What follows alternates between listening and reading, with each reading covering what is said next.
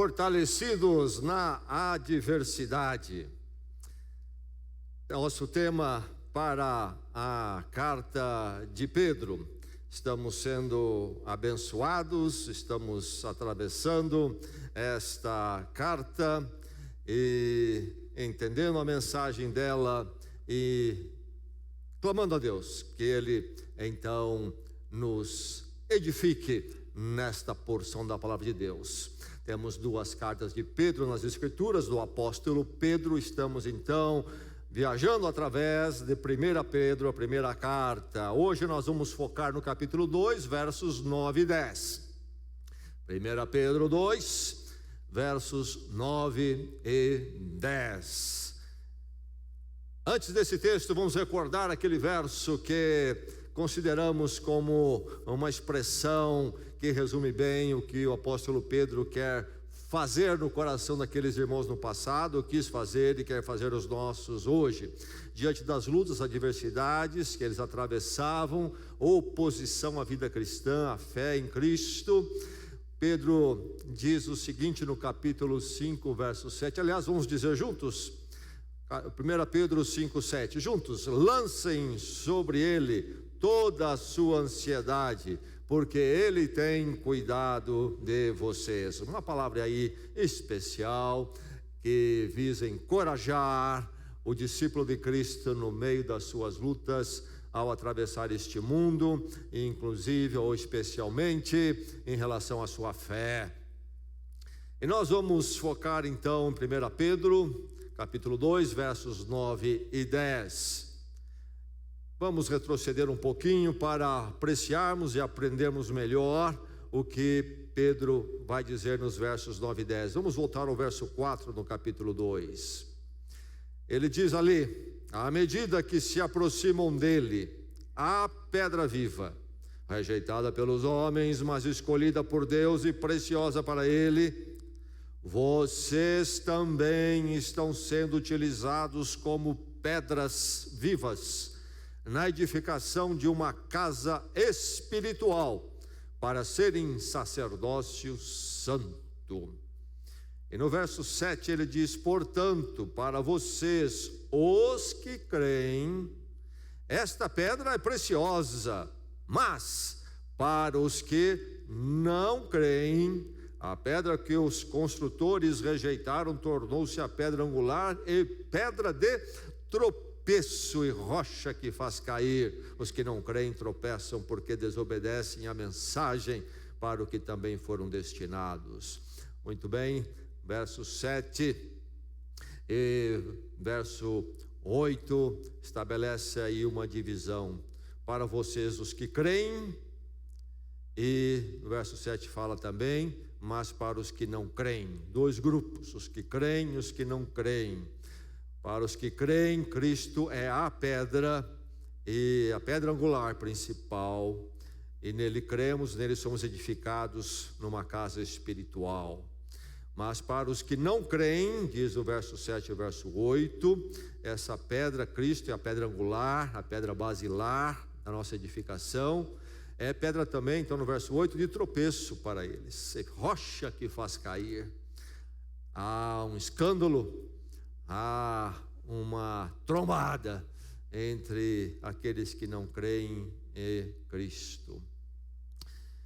E aí então no verso 9, ele vai dizer: vocês porém, e note aí a palavra porém, e vem depois de vocês para fazer-se uma linguagem, uma construção mais elegante.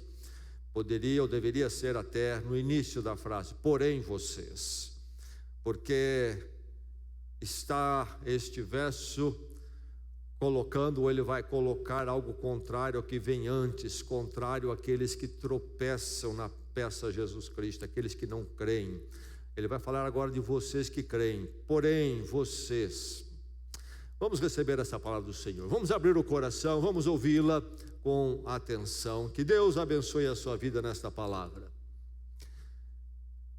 Vocês, porém, são geração eleita, sacerdócio real, nação santa, povo exclusivo de Deus, para anunciar as grandezas daquele que os chamou das trevas para a sua maravilhosa luz.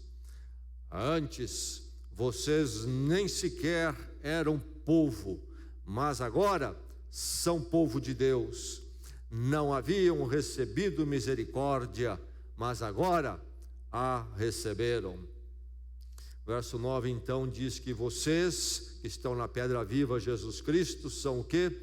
Geração eleita, sacerdócio real, nação santa, povo exclusivo de Deus. Pedro poderia ter colocado essas figuras aqui da sua própria imaginação, mas de onde vem isso? Não da imaginação dele. Pedro está se referindo à história da salvação. A questão da minha vida com Deus, a sua vida com Deus em Cristo, não começou com o Natal. Muito menos não começou com um dia quando você acha que você resolveu crer. É uma obra de Deus na história que antecede inclusive Pedro. Quando Pedro faz o uso destas qualificações aqui, geração eleita, sacerdócio real, nação santa, povo exclusivo, está se referindo ao Velho Testamento. E deixe-me apontar para você as fontes de Pedro, rapidamente, para você aprender melhor a mensagem dele aqui, a profundidade. Êxodo, capítulo 19. Êxodo, deixe-me ler para você aqui versos 5 e 6. O que acontece em Êxodo? Êxodo é o livro que narra a saída do povo de Israel da escravidão no Egito para irem à terra prometida sob a liderança de Moisés. E Êxodo narra então a história dessa saída e as instruções que Deus vai colocando para o povo de Israel através de Moisés. E a narrativa do capítulo 19 de Êxodo começa no verso 1 assim: no dia em que se completaram 3 meses que os israelitas haviam saído do Egito, chegaram ao deserto do Sinai. Depois de saírem de Refidim, entraram no deserto do Sinai, e Israel acampou ali, diante do monte. A narrativa continua e Deus fala ao povo através de Moisés.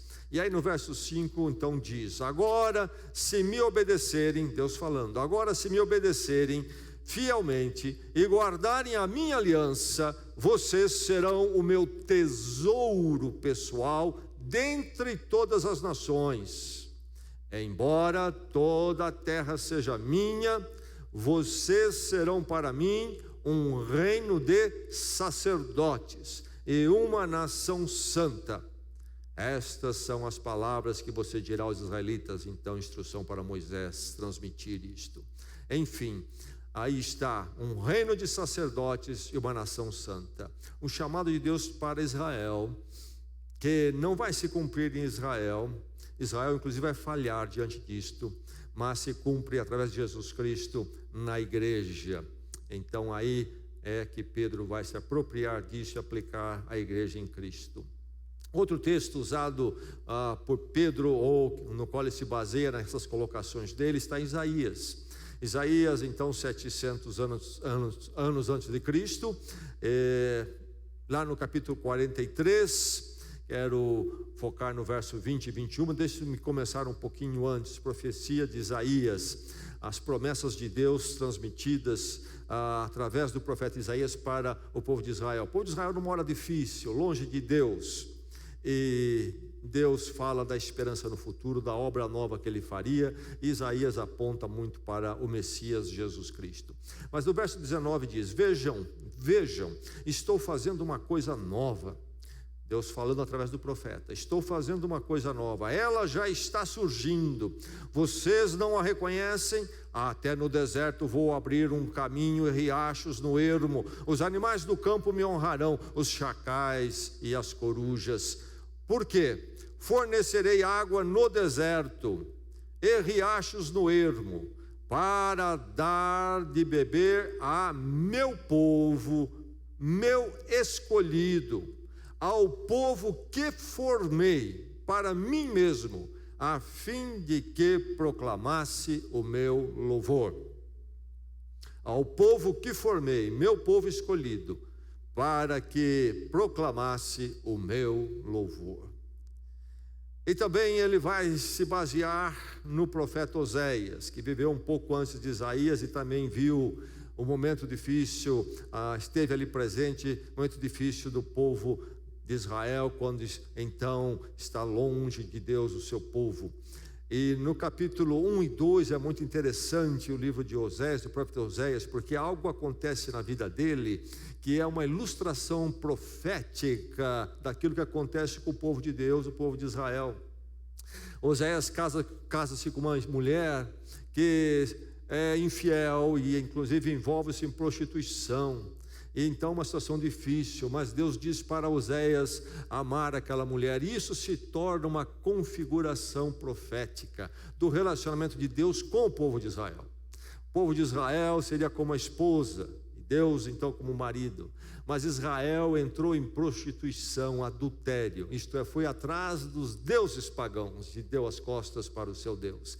E ali, nessa dinâmica, todos esses 2 capítulos primeiros do profeta Oséias, ele tem 3 filhos, e os 3 recebem nomes também simbólicos, proféticos, que falam dessa situação, de um momento difícil do povo de Israel. E então ali Deus argumenta que ele tem todo o direito, não é, de abandonar Israel, uma esposa infiel. Mas o capítulo 2 termina nesse oráculo de Oséias, diversos aqui no livro, nesse que termina aqui, fim do capítulo 2, Deus termina dizendo que ele ainda haverá de receber Israel outra vez. Então Oséias 2, verso 23 diz: eu a plantarei, falando de Israel como uma mulher, eu a plantarei para mim mesmo na terra, tratarei com amor aquela que chamei não amada, direi àquele chamado não meu povo, você é meu povo, e ele dirá: tu és o meu Deus. O nome de um dos filhos de Oséias é este: não meu povo. Direi àquele chamado não meu povo, você é meu povo, e ele dirá: tu és meu Deus. Um dia ainda no futuro, Deus haveria de constituir um povo, então, para ele a partir de Israel, novamente apontando para a obra de Deus em Cristo. É isso que Pedro então está pensando e nos apresentando aqui. Versos 9 e 10 em Pedro novamente, capítulo 2. Vocês, porém, são geração eleita, sacerdócio real, nação santa, povo exclusivo de Deus, para anunciar as grandezas daquele que os chamou das trevas para a sua maravilhosa luz. Antes, vocês nem sequer eram povo, mas agora são povo de Deus. Não haviam recebido misericórdia, mas agora a receberam. Esta é a palavra do Senhor.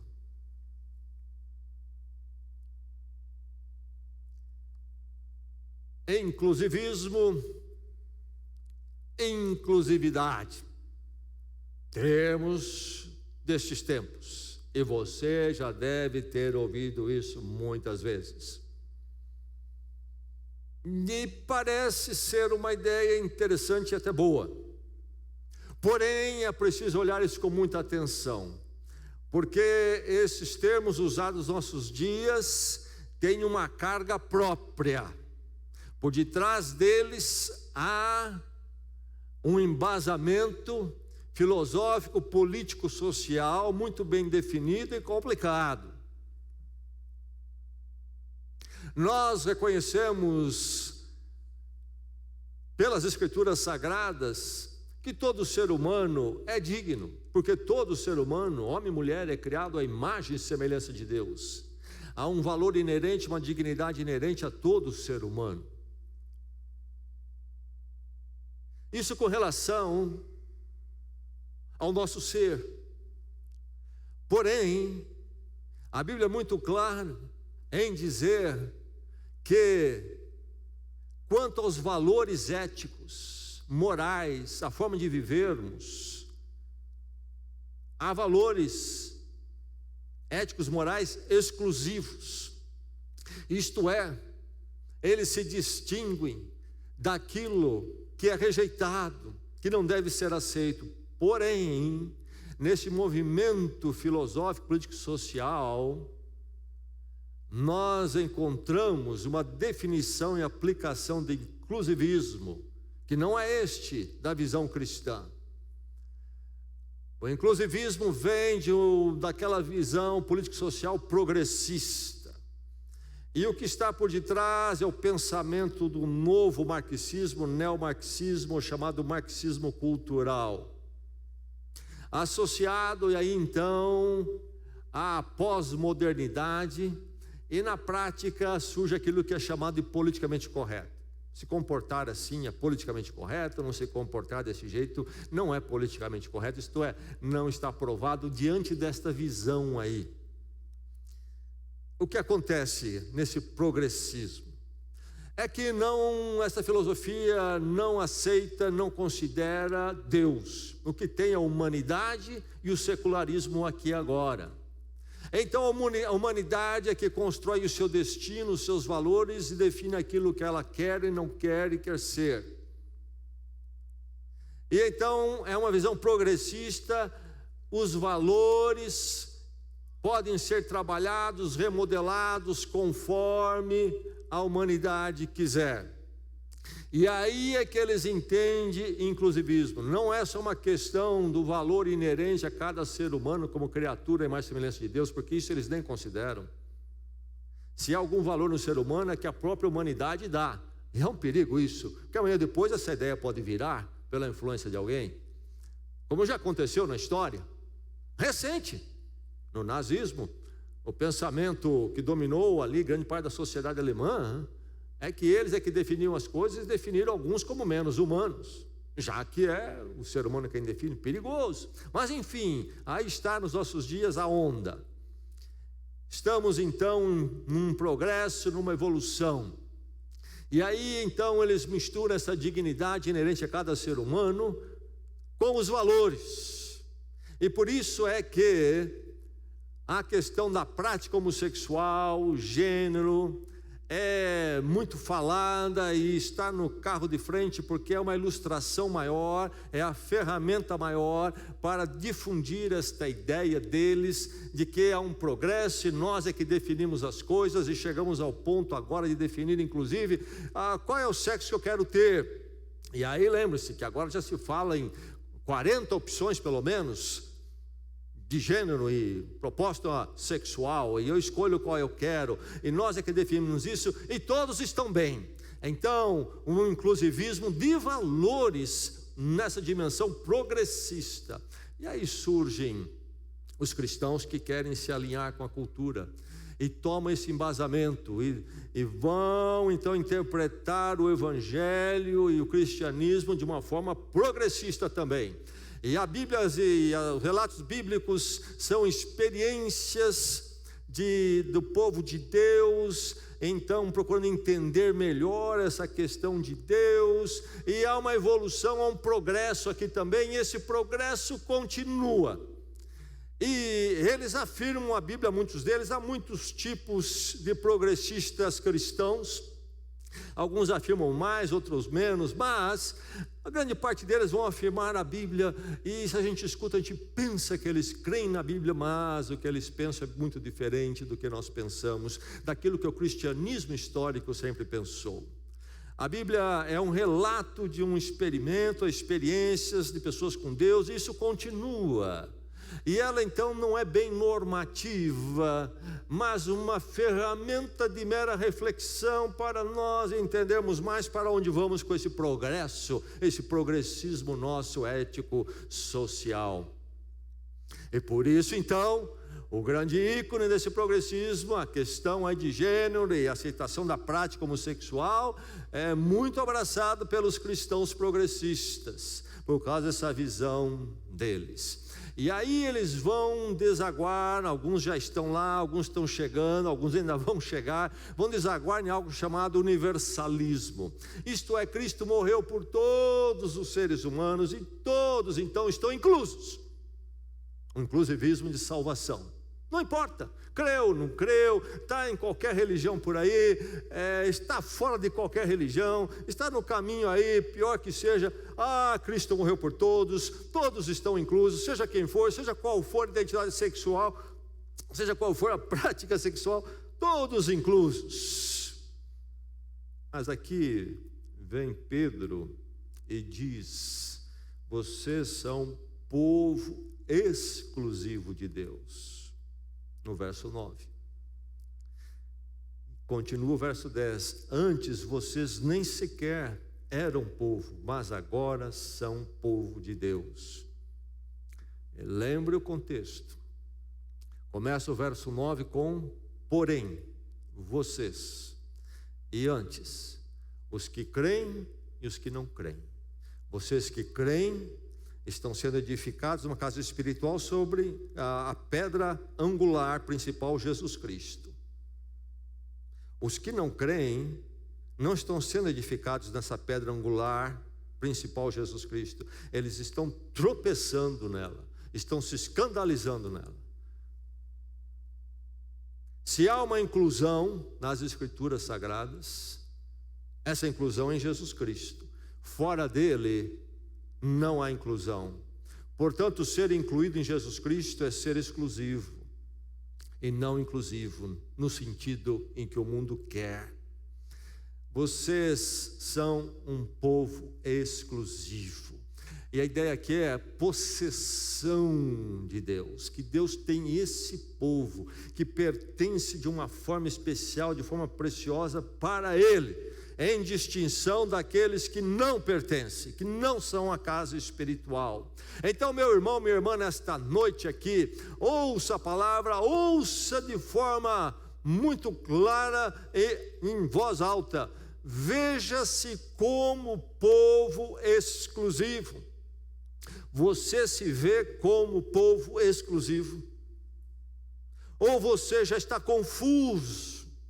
E as linhas que definem quem você é e ao povo que você pertence já estão um tanto quanto contaminadas, diluídas, e você já não sabe onde começa, onde termina, e a inclusão geral começa a tomar conta e você também já se perdeu. Não, você é um povo exclusivo.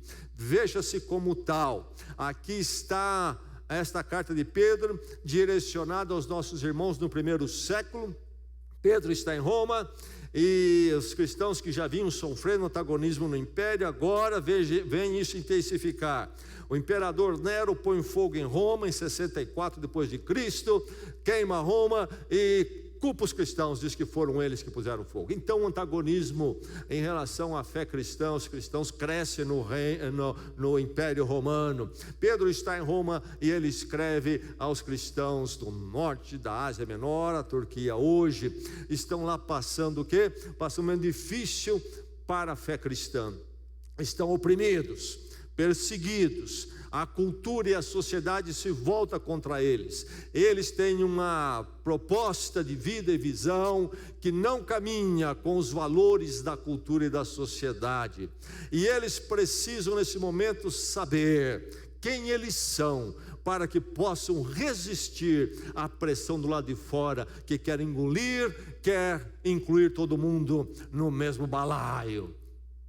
E é perigoso, e o crente tem que resistir. Mas Pedro escreve coisas preciosas, que não somente dá lucidez diante do mundo confuso nas trevas, mas também dá motivação para que o crente de Cristo Jesus permaneça firme no meio da pressão da cultura e da sociedade.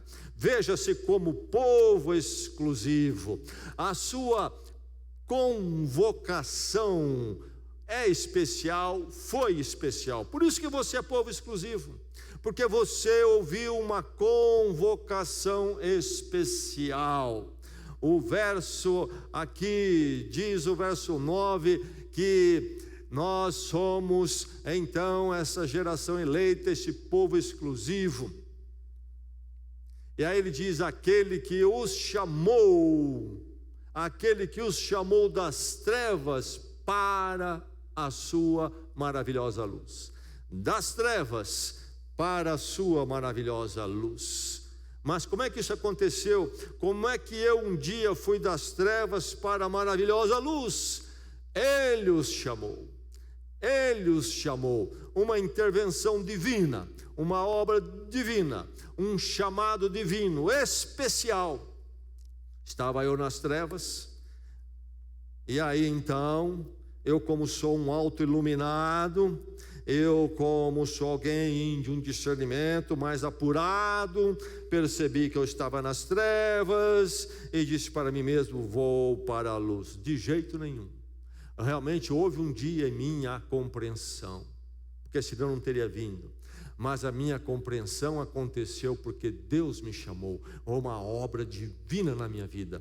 Porque eu, em mim mesmo, permaneço nas trevas e digo, não mexam em mim, não me tire daqui, eu estou muito bem nas trevas. No oceano nós temos abismos profundos. Há um lugar chamado Fossas das Marianas, lá perto do Japão, por exemplo. Diz que aquele fosso enorme, de quilômetros e quilômetros, tem profundidade que chega lá a quase 11 quilômetros. Já imaginou? 11 quilômetros? Água. E lá, então, nas profundidades, há um ponto quando a luz praticamente não chega. Mas mesmo assim diz que se encontra criaturas por lá. Se eu e você descermos, ou pudéssemos descer as profundidades tais, há um limite até onde se consegue descer, o ser humano consegue ir, mas se conseguirmos chegar lá e víssemos aquelas criaturas nadando por lá, e nós naquelas trevas e águas, ficaríamos ali admirando um tempo, mas logo diríamos, deixe-me subir, deixe-me voltar para a luz. Eu fui feito para a luz. Eu conheço a luz, isso aqui é horrível, não dá para viver assim. Mas aquelas criaturas estão muito bem lá. Assim somos nós espiritualmente. Lá está o seu amigo, o seu conhecido nas trevas, e ele acha que está muito bem. Ele reclama, ele sabe que daqui, dali dos embates, mas aí falar para ele, sai das trevas, de jeito nenhum, não mexe comigo. Mas um dia Deus mexeu comigo, e me tirou das trevas e me colocou na luz. Aleluia a Deus por isso. Não me deixou entregue a esta miséria. Trevas e luz, então, por um chamado. Há uma convocação de Deus que faz isto, que me torna povo exclusivo, povo da luz. Que luz é esta? Poderíamos falar muito da luz das Escrituras. Há a visão de luz do mundo, ou melhor, há o uso de luz do mundo, mas eu não sei se eles sabem, se tem uma visão do que eles querem dizer. Então, quem aqui não recebeu, agora nessa virada de ano, um desejo de um ano de muita luz? Você parou para perguntar o que ele queria dizer com isso? Que bom que você não perguntou, porque ele não ia saber dizer. E você, crente, sabe o que é luz? Jesus Cristo disse, para deixar a coisa muito simples, João capítulo 8, eu sou a luz do mundo. Deus em Cristo é a luz do mundo. Fora disso, trevas. Luz somente nisto, Deus em Cristo. Ponto final. Quer um ano de muita luz? Terá que ser um ano em Cristo Jesus. Terá que ser uma vida de pedras vivas construída sobre a pedra angular principal, Jesus Cristo. Somente aí a vida, a existência na luz. Jesus então é o divisor, porque a luz é que cria divisão.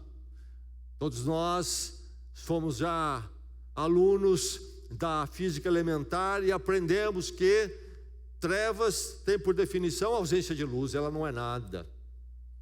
A luz é que cria a diferença, ela que tem uma existência própria e real.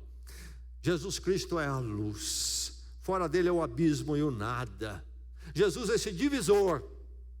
Quem está nele está na luz, quem não está nele está nas trevas. Luz e trevas, trevas e luz. Nas Escrituras encontramos isso de muitas formas. Deus, Satanás, Satanás, trevas, Deus a luz e Deus em Cristo a luz. E então o bem, a luz, o mal, as trevas. O pecado, viver fora da vontade de Deus, trevas. Viver na retidão, vontade de Deus na minha vida, luz na minha vida. revelação, luz. Não conhecer a revelação, não buscar a revelação, ignorar a revelação, ignorância então espiritual, trevas. Salvação, Deus em Cristo me resgata da vida longe dele pelo perdão da cruz, onde Cristo morre a minha morte, a minha culpa. Pela fé eu creio, e o resgate de Deus em Cristo, o resgate pago na cruz se aplica a mim. Sou perdoado pela graça, mesmo não merecendo, e sou reconciliado com Deus para sempre. Sou salvo, estou na luz. Salvação é luz. Condenação, quem não creu em Cristo, quem não tem a obra da cruz da sua vida, está em condenação. Trevas, trevas. Eternidade, vida com Deus, vida eterna já, através do perdão em Cristo, hoje para todos sempre, vida eterna, eternidade. Luz, secularismo, o que existe é o aqui e agora, esse momento, e não há nada que transcende, não há nada mais além da matéria. Faça o melhor que você puder do hoje aí, porque só tem isso aí mesmo. Secularismo, eternidade, vida com Deus eterna. Luz, secularismo, trevas. Significado, há um significado para a vida humana que está em Deus o Criador, e então em Deus em Cristo o Salvador, que nos resgata para Ele outra vez. Nele temos um propósito, um significado de vida eterno. Tudo que fazemos no aqui e agora tem uma dimensão eterna, porque é para Deus com quem estaremos para sempre. Então, luz, vida com significado em Deus. Trevas, niilismo, a vida é nada, é um niilismo, não há significado. Acorde cada dia e tenta dar algum sentido aí, porque não há nenhum sentido além disto. E se houver algum que eu projeto, nem sei se vai dar certo, se vai acontecer. Se limita a alguns anos neste mundo. Niilismo, não é um significado transcendente. Trevas, trevas, vida eterna e significado, luz. Enfim, aí está. Ele os chamou das trevas para a luz. Que convocação especial. Deus os chamou, louvado seja Deus por isso. Um dia nos buscou, Ele nos chamou de uma forma tremenda. E aí Ele vai falar o que? Antes vocês não haviam recebido misericórdia, diz Ele aqui no verso 10. Antes vocês não haviam recebido misericórdia e graça. Isto que Deus faz em Cristo na cruz por nós. O chamado de Deus em Cristo que nos tira das trevas, nos perdoa, nos recebe para Ele a luz. Misericórdia, que chamado tremendo é este? O chamado da graça de Deus. Não é algo que eu merecia, que eu poderia fazer por merecer, não é algo que eu poderia conquistar por mim mesmo, não, é um favor imerecido, é dádiva de Deus, é misericórdia. Ele vai à cruz por mim, porque Ele assim quis fazer, porque Ele é amor, e cumpre também a justiça, porque Ele é justo, perfeitamente justo, e não poderia deixar o pecado impune. E Ele então em amor se move por mim. Eu não poderia exigir, eu não nem mesmo pedir, mas Deus o faz. Misericórdia, graça de Deus. Que chamado, que convocação. E por isso Ele vai dizer: vocês não eram povo e agora são povo. E aqui está Pedro se referindo então àquela mensagem do profeta Oséias, que fala de um dia quando Deus haveria então de receber um povo dele novamente. E é interessante que quando nós olhamos as Escrituras, e então na língua grega no Novo Testamento, e a tradução do Velho Testamento para o grego, na chamada versão Septuaginta da Antiguidade, a palavra para povo, laos, de onde vem nossa palavra no português, laico e leigo, então vem desta palavra, povo. Para o povo de Deus do Velho Testamento, Israel, é usado esse termo aí, laos. E havia o termo também para povos e nações, etne, de onde vem nossa palavra etnia. Então quando se fala no plural, as etnias, as nações, se refere aos povos que não são de Deus, constituições humanas que nenhuma base tem em Deus, mas que Deus tem o laos, o povo. Então uma palavra específica, no singular, o povo de Deus. E agora ele diz aqui então, tomando esta linguagem, que nós somos o povo. Nós não éramos povo de Deus, mas pela sua misericórdia, que nos chamou das trevas, nos colocou na luz, nos colocou no seu povo exclusivo. Que chamado especial. Você já ouviu esse chamado? E agora aqui está a questão. Você está nas trevas ou na luz? O que é as trevas? O que é luz? Onde está você? Você sabe o que é trevas? Você sabe o que é luz? Onde está você?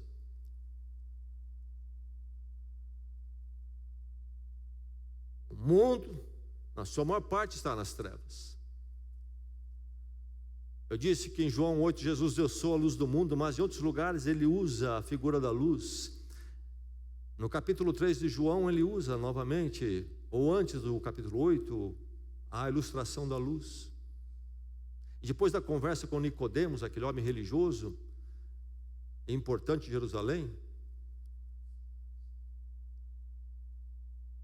Jesus diz para ele: é preciso nascer de novo, você não vai ver o reino dos céus, o reino de Deus.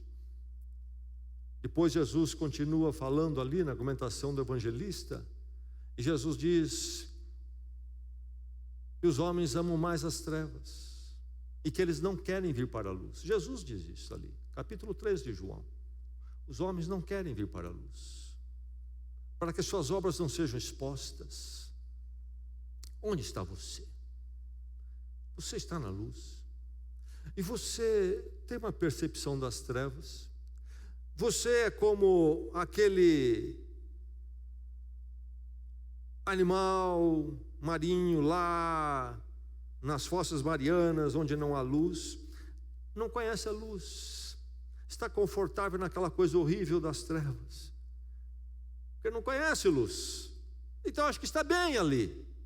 Ou você está na luz e você conhece a luz, e você sente e percebe as trevas e como elas são terríveis. Você está na luz.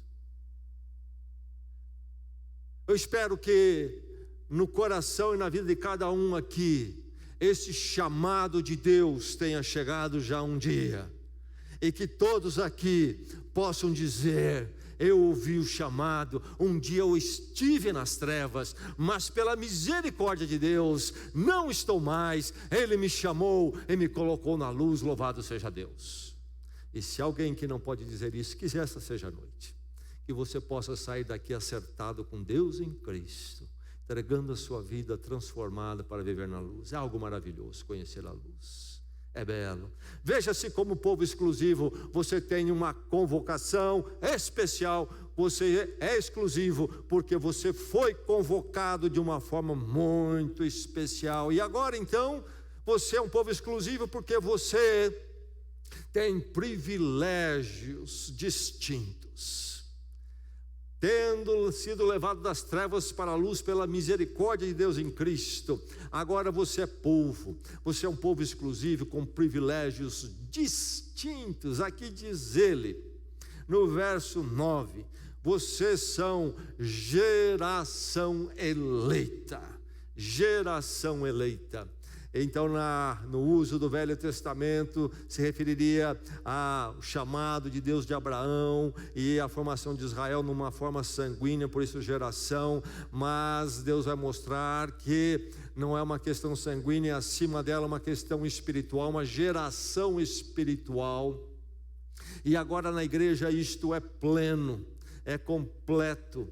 Nós somos uma geração eleita. Isto é algo gerado por Deus, porque Deus assim escolheu, elegeu fazer, nos dar esse nascimento novo, que nos dá então a cidadania do reino dos céus. No verso 4 e 6 nós lemos, primeiro ele diz que Jesus Cristo é a pedra angular, a pedra principal, a pedra viva, diz ele, a pedra viva, e ela é escolhida. E agora ele vai dizer que nós também somos escolhidos, eleitos. Então uma escolha preciosa. Eu pertenço ao povo exclusivo, por isso eu sou geração eleita, escolha preciosa. Isaías 43, que nós lemos, fala desse dia e que se cumpre em Jesus Cristo. Deus então formar este povo, essa geração eleita. Eu sou um povo exclusivo porque é uma escolha de Deus. Veja só que privilégio distinto. Mas ele diz mais: vocês são também sacerdócio real. E agora a referência é Êxodo 19, que também já lemos nesta noite. O que é um sacerdócio real? São aqueles que ministram. Sacerdote é o que ministra Deus ao povo e traz as necessidades do povo a Deus. Sacerdócio. O povo de Israel foi levantado para isso e fracassou, mas Deus continuou a obra e agora torna totalmente plena em Jesus Cristo e na igreja esse povo exclusivo. Geração eleita e sacerdócio real. Todos nós sacerdotes. Sacerdotes reais. Por que real? Porque nós servimos ao Rei. Essa é a verdade aqui. Nós estamos no reino de Deus. Servimos ao Rei, Deus revelado em Cristo. Neste reino e por este reino é que nós trabalhamos e nós mediamos. Nossas vidas, na forma de vivermos, a forma de viver na luz. Onde nós vamos, no que fazemos, onde Deus o tem colocado, nessa casa, nesse trabalho, nessas atividades, neste lazer, ali você sendo luz, na forma de você se comportar, nos seus valores, na forma de falar, você está ministrando como um sacerdote real, ministrando Deus em Cristo ao mundo, porque a luz é a sua vida. E você agora reflete isto. Seus privilégios são distintos: geração eleita, sacerdócio real, mas também, diz ele, nação santa. E agora ele vai usar aqui no singular, nação, uma nação específica. Não são todas as nações que são santas. Aliás, as nações constituídas politicamente por iniciativa humana são todas pecadoras. Não há nação santa na face da terra, nunca houve, não há hoje. Esta nação não é uma constituição da política humana. Esta nação é esta ação de Deus, a constituição de Deus, um povo exclusivo. E aqui diz que essa nação, esse povo exclusivo é santo. O que quer dizer aqui santo? Ele de novo está se referindo a Êxodo 19, aquilo que se aplicava a Israel. Israel não cumpre, a igreja cumpre. Santo, separado, diferente. Uma nação que difere. Povo exclusivo, nação diferente. É diferente das trevas. É diferente daqueles que não alcançaram misericórdia ainda. Então veja só, povo exclusivo, você é povo exclusivo, veja-se como tal. No mundo que não é, que você se veja como tal, é o que diz Pedro: vocês porém são geração eleita, sacerdócio real, nação santa, povo exclusivo. Exclusivo, não estão todos inclusos aí. Para ser incluso é preciso ouvir o chamado à misericórdia de Deus em Cristo. Privilégio seu, distinto. Quando você andar por aí e o mundo lhe oprimir, na mídia, na conversa dos parentes, na conversa dos amigos, na atitude que está à sua volta, na escola, no trabalho, na universidade, quando você se sentir oprimido, não se esqueça quem você é. Você tem um chamado especial. E por isso você é um povo exclusivo, com privilégios distintos.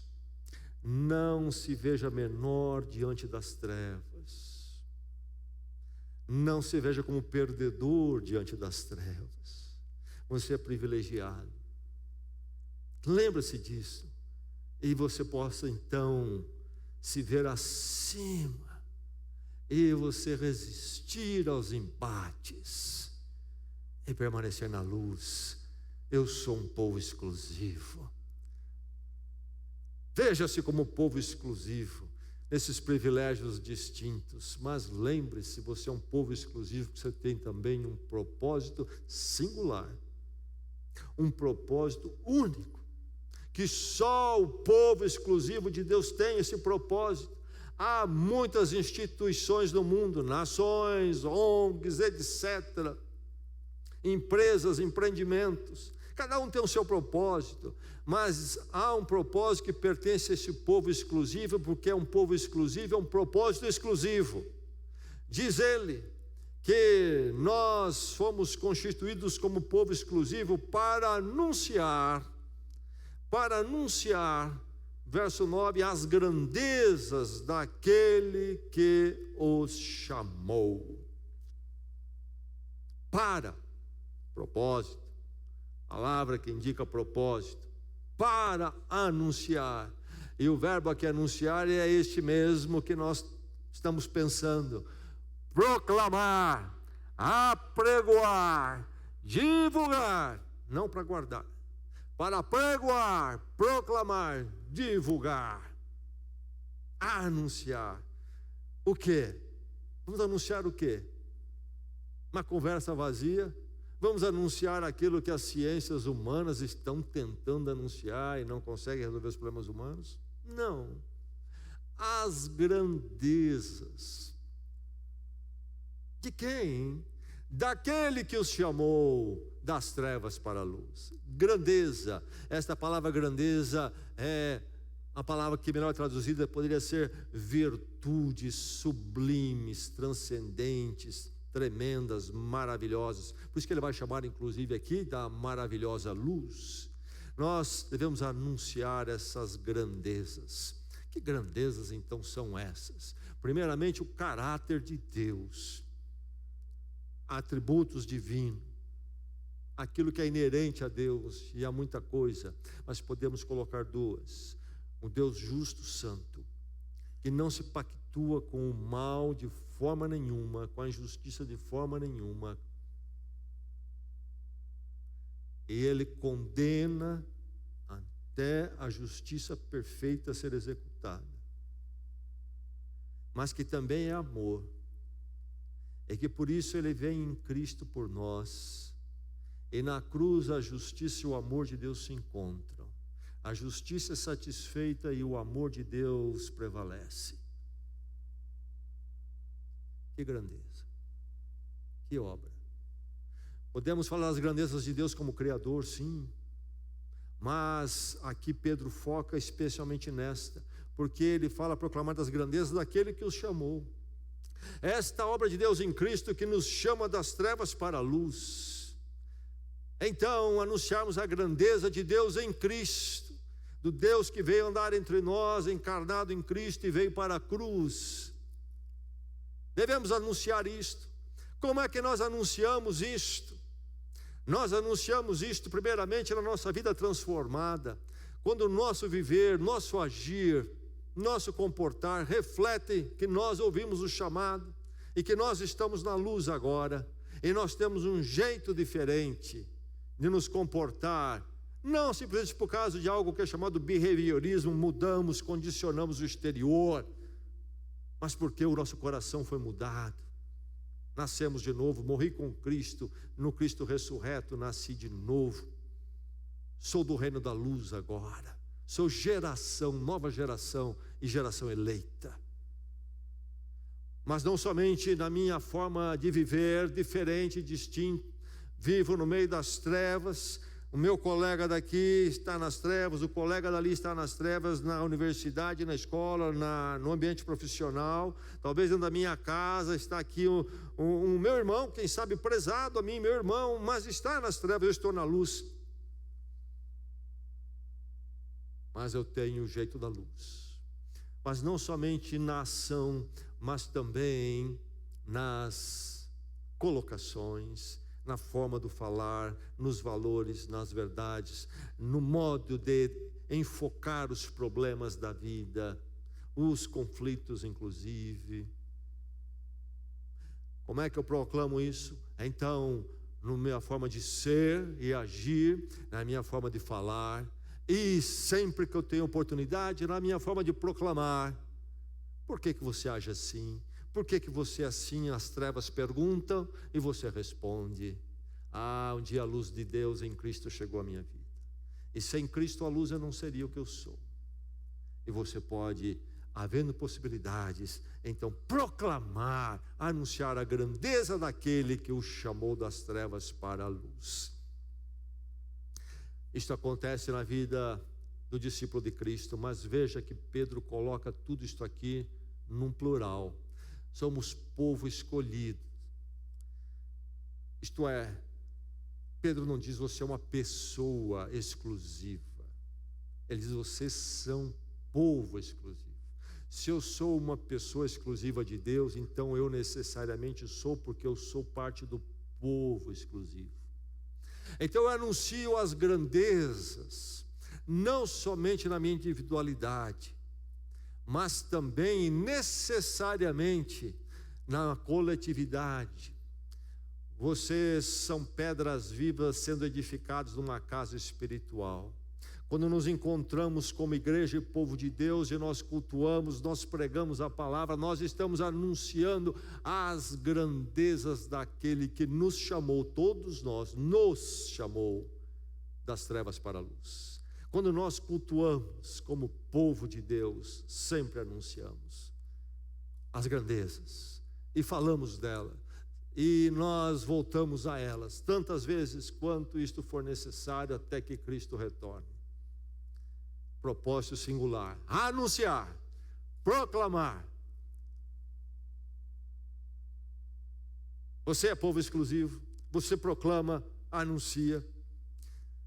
Viajei uma vez numa viagem longa, muitas horas, com um diplomata, o meu companheiro ali de fileira no avião era um diplomata brasileiro, e começamos a conversar, e ele começou a me falar um pouco, perguntei-lhe, falar um pouquinho sobre essa vida de diplomata, e ele disse para mim, me explicou: Jessé, essa questão de vida de diplomata como a minha, por exemplo, não é como a maior parte das pessoas pensam.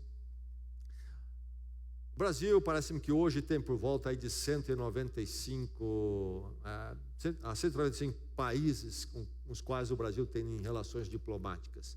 E se tem relação diplomática, ela tem uma embaixada.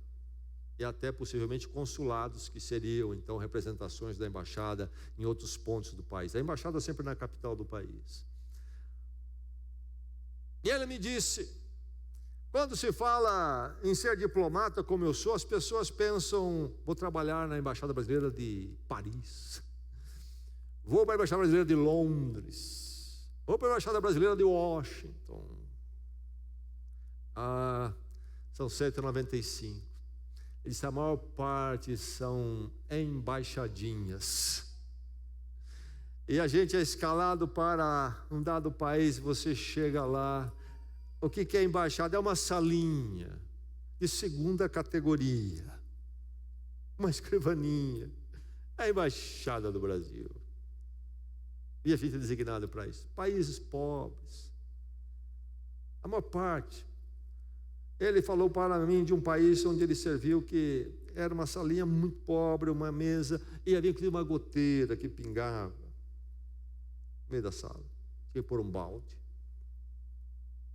Longe de todo o glamour. Eu me lembro que ele me disse, inclusive, eu ter sido transferido daqui para lá, estou nessa carreira há muito tempo. Minha esposa disse que cansou. Ela disse: eu vou morar no Brasil, você faz aí o seu trabalho, eu fico no Brasil. E agora meu casamento, inclusive, está em crise, está muitos problemas. Mas enfim. Aí ele me disse: olha, nós vamos para esses países com quem o Brasil praticamente não tem nenhum envolvimento, não há nenhum tratados, nenhum comércio acontecendo, e a gente fica ali, não há o que fazer. Não há o que fazer.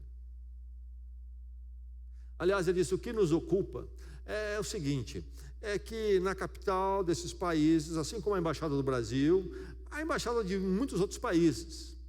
E as embaixadas sempre celebram datas cívicas, do seu país. Por exemplo, nós, na Embaixada do Brasil, 7 de setembro, sempre tem um momento lá na Embaixada.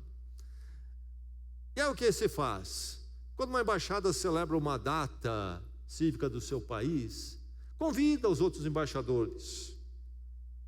E às vezes, no caso, a embaixada é tão pequenina, não dá para convidar ninguém ali, a gente aluga um espaço maior para aquela noite, e onde a gente celebra então, por exemplo, 7 de setembro, a independência do Brasil, no nosso caso, e alguns embaixadores então vêm, e ali a gente tem uma recepção, uns comes e bebes, e celebramos essa data, e amanhã depois é outra embaixada do outro país que vai fazer a mesma coisa com uma data lá, e me convida, ou convida quem aqui é do Brasil e das outras nações também, e lá vamos nós. A gente acaba se ocupando em ir de festinha em festinha na embaixada. Embaixador que não tem o que dizer, o que falar. Mas não é assim na sua vida, meu irmão, minha irmã. Povo exclusivo, você foi chamado por Ele das trevas para a luz, para anunciar as grandezas daquele que o chamou. Você tem uma grande mensagem, uma grande representação. Você tem o que dizer para as trevas, você tem o que mostrar para as trevas, e não é algo superficial, medíocre, é fundamental. Ou o ser humano encontra Deus e a paz com Deus em Cristo, e somente em Cristo, ou ele vive perturbado, sem nunca chegar a uma resolução, a um significado, um propósito de vida que vale a pena, e ele se desgasta nas trevas, e vai se arrebentando nas trevas, e um mundo de destruição está à nossa volta, muitas vezes escondido por uma tecnologia que nos impressiona e cresce, e por conquistas econômicas, mas um ser humano em frangalhos, trevas, que precisa ouvir da luz. Povo exclusivo de Deus. Vocês, porém, são geração eleita, sacerdócio real, nação santa, povo exclusivo de Deus, para anunciar as grandezas daquele que os chamou das trevas para a sua maravilhosa luz. Antes vocês não tinham alcançado misericórdia, recebido misericórdia, mas agora a receberam. Que pela graça de Deus, cada um aqui nesta noite possa dizer com toda a convicção: sou povo exclusivo de Deus. E que o mundo não confunda, as trevas não confunda você, e você comece a perder de vista a sua exclusividade para se vender a uma inclusividade barata, perversa e pervertida do ser humano nas trevas, que não consegue fazer distinção de uma coisa e da outra. Que Deus firme você nessa exclusividade, que Deus firme a nossa igreja na exclusividade. Se alguém aqui nesta noite, alguém aqui que ainda não sabe que está na luz, que pertence ao povo exclusivo de Deus, abra o seu coração para o Senhor, ouça o chamado nesta noite. E que Deus mantenha nós, que podemos dizer sim, um dia eu já recebi misericórdia, sou povo exclusivo, que Deus nos mantenha firme. E que este mundo, a pressão cultural, social, não venham tirar de nós a lucidez que a palavra nos dá nesta noite, e que possamos marchar firmes nesse privilégio nosso de sermos possessão exclusiva de Deus, hoje e para todo sempre. Amém e amém. Vamos orar, vamos à presença do Senhor.